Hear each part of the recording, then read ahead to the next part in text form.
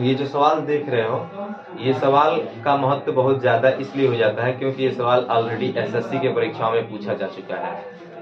ठीक है, एसएससी मतलब स्टाफ सिलेक्शन कमीशन, उसे पूछा जा चुका है, इसलिए इसका महत्व बहुत ज़्यादा है। और इसलिए तुम समझ सकते हो कि ऐसे क्वेश्चन जो हैं एग्जाम में आते हैं, तो इसलिए इस पर विशेष ध्यान देना होगा। ठीक है, चलिए क्वेश्चन पर चलते हैं। क्या कह रहा है? कह रहा है दो संख्याएं हैं और उनका अनुपात जो है 5:6 है। दो संख्याओं का अनुपात 5:6, संख्याएं नहीं है, उनका अनुपात है 5:6। आगे कह रहा है यदि इनका महत्तम समापवर्तक 4 हो, उन संख्याओं का महत्तम समापवर्तक CF जो है 4 दिया हुआ है, तो कह रहा है कि इनका लघुत्तम समापवर्तक क्या होगा। उनका लघुत्तम समापवर्तक पूछ रहा है, तो पहले ही दिमाग में ये तो आएगा ही कि हमको लघुत्तम समापवर्तक ज्ञात करना है, तो लघुत्तम समापवर्तक ज्ञात करने के लिए उन दो संख्याओं का पता होना चाहिए, क्योंकि जब दो संख्याएं हमको पता होंगी तभी तो हम उसका LCM लघुत्तम समापवर्तक निकाल पाएंगे। और उसका महत्तम समापवर्तक हमको दिया हुआ है, उन संख्याओं का अनुपात दिया हुआ है। तो अब समझना यह है कि कैसे इस सवाल को लगाएंगे। तो तरीका देखिए क्या होता है। सबसे पहले जो अनुपात दिया हुआ है उसी अनुपात के अकॉर्डिंग हम क्या करेंगे, उन दोनों संख्याओं को मान लेंगे। दो संख्याओं का अनुपात 5:6 का है, तो इसी अनुपात के अकॉर्डिंग उन दोनों संख्याओं को मानते हैं। तो माना पहली संख्या 5x तथा दूसरी संख्या 6x है। क्यों हमने 5x और 6x ही माना? क्योंकि उन दोनों संख्याओं का अनुपात 5:6 का है, इसीलिए उसी के अकॉर्डिंग हमने ये माना। ठीक, आगे कह रहा है कि इनका महत्तम समापवर्तक 4 है। इनका महत्तम समापवर्तक कितना है? 4 है। चलिए इनका महत्तम समापवर्तक निकालते हैं। तो 5x और 6x का जब महत्तम समापवर्तक निकालेंगे तो 5 हो जाएगा 5 × x और 6 का हो जाएगा 2 × 3 × x। अच्छा, CF यदि आप निकालते हैं तो ये CF आपका कौन है? दोनों में कॉमन x है, तो x आपका CF हो गया यहाँ पे। और यह x बराबर दिया हुआ है और यह x की वैल्यू दी हुई है। कितना x की वैल्यू दिया हुआ है? 4। ये दिया हुआ है ना, ऑलरेडी दिया हुआ है। हमारा तो x आया, उसके अकॉर्डिंग संख्याओं को मानने का अकॉर्डिंग, लेकिन उसका मान दिया हुआ है कितना है? 4 है। CF दिया हुआ था, हमने x और कितना लिख दिया? 4। आगे देखिए अब क्या करेंगे। अब जब 4 हमको मिल गया, अब हम इन दोनों संख्याओं को प्राप्त कर सकते हैं अपने मानने के अनुसार। तो लिखेंगे अतः पहली संख्या कितना माना गया था? पहली संख्या 5x, तो पहली संख्या बराबर है 5x। हम x की वैल्यू रख पुट करेंगे, यहाँ पे कितना मिला हमको? 4, तो यह 5 × 4 = 20। पहली संख्या कितनी मिल गई? 20। तथा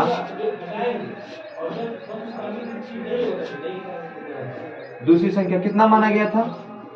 6x, तो 6 × 4 कितना हो गया? 24। दोनों संख्या मिल गई ना। अब जब दोनों संख्या मिल गई तो इनका LCM आसानी से ज्ञात किया जा सकता है। तो LCM पूछा तो लिखेंगे 20 तथा 24 का LCM, लोएस्ट कॉमन मल्टीपल। जब निकालेंगे तो चलिए फैक्टर मेथड से निकालते हैं। तो ये 20, 24, 2 से 2 10 जा 20 और 2 12 जा 24, 2 5 जा 10, 2 6 जा 12, 5 इसको कॉपी कर लेंगे, फिर 2 3 जा 6। अब देखिए अब लास्ट में जो भी है कटने वाला है किससे? 5 3, ये अब सेम से खुद से ही कटेगा, तो आगे बढ़ाने के मतलब नहीं, सीधे आप LCM यहाँ पर लिख देंगे। LCM = 2 × 2 × 2 × 3 × 5। 2 2 जा 4, 4 2 जा 8, 8 3 जा 24, 24 5 जा 120। यही हो गया हमारा आंसर। इसलिए ऑप्शन कौन सही हो जाएगा इसका? तीसरा। समझ में आया ना? इसी प्रकार से अन्य सवाल जो भी आएंगे, जैसे भी आएंगे, उन सवालों को क्या करना है? ऐसे सॉल्व करना होगा इसी मेथड से। ठीक, 3 संख्याएं 1 संबंधित 2 संबंधित 3 के अनुपात में है तथा इनका महत्तम समापवर्तक 12 है, तो ये संख्याएं हैं।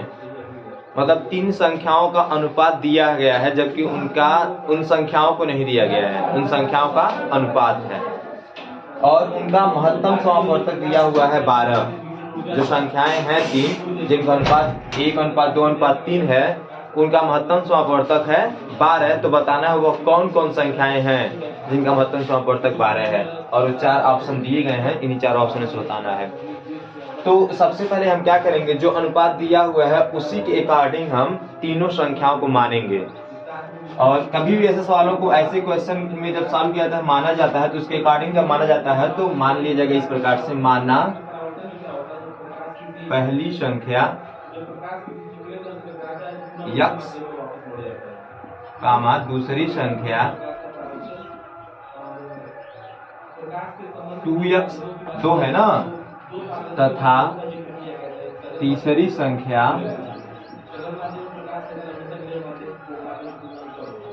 3x है। ठीक है, इसके अकॉर्डिंग हमने मान लिया, जो अनुपात दिया था उसी अनुपात के अकॉर्डिंग मान लिया। 1x, यक्स को 1x कह सकते हैं, चाहे x बोलिए, दूसरी संख्या को 2x और तीसरी संख्या को 3x। अकॉर्डिंग टू क्वेश्चन, प्रश्न के अनुसार देखते हैं। प्रश्न के अनुसार कह रहा है कि इन तीनों का जो महत्तम समापवर्तक है CF है वो 12 है। एक बात ध्यान दो, अगर हमने जो माना है संख्याओं को x, 2x और 3x, अगर हम x का वैल्यू निकाल लेते हैं, x का वैल्यू फाइंड कर लेते हैं, तो उनका जब वैल्यू को इसमें जब पुट करेंगे, जो हम माने हुए हैं x के स्थान पर जो x का वैल्यू मिलेगा, तो हमें वो तीनों संख्याएं क्या हो जाएंगी, प्राप्त हो जाएंगी ना। तो जरूरी है x का मान निकालना। x का मान निकलेगा कैसे, तो दिया हुआ है प्रश्न में कि प्रश्नानुसार दिया हुआ है कि इनका जो महत्तम समापवर्तक है CF कितना 12 है। तो इसका मतलब जो हमने संख्या माना है x का, 2x का और 3x का, यदि हम यह CF निकालें, क्या निकालें CF, तो ये कितना आएगा 12 आएगा। अब ये CF पहले निकालते हैं क्या है, तो x का x रहेगा, 2x का लिख सकते हैं 2 into x, 3x को लिख सकते हैं 3 into x। कौन ऐसा है जो तीनों में है कॉमन, x है, इसका तो CF बराबर कितना आया x, और ये बराबर दिया हुआ है कितना 12। समझ में आई बात। इसको तब यहाँ से x का मान मिल गया कि नहीं मिल गया, मिल गया। अब तब हम आंसर जब करेंगे, जब आंसर लिखेंगे तो आंसर में क्या लिखेंगे, अतः पहली संख्या हमने क्या माना था x, तो x का मान कितना मिला 12, कामा दूसरी संख्या कितना माना गया था, तो 2 into x मतलब 12 इक्वल टू कितना हो गया 24। और इसके बाद तीसरी संख्या क्या माना था हमने, 3x मतलब 3 into कितना हो जाएगा 12, कितना हो जाएगा 36। यही क्या हो गया आपका आंसर होगा। समझ में आया कि नहीं आया। तो इसमें से कौन ऑप्शन सही होगा, तीसरा ऑप्शन क्या है, राइट है।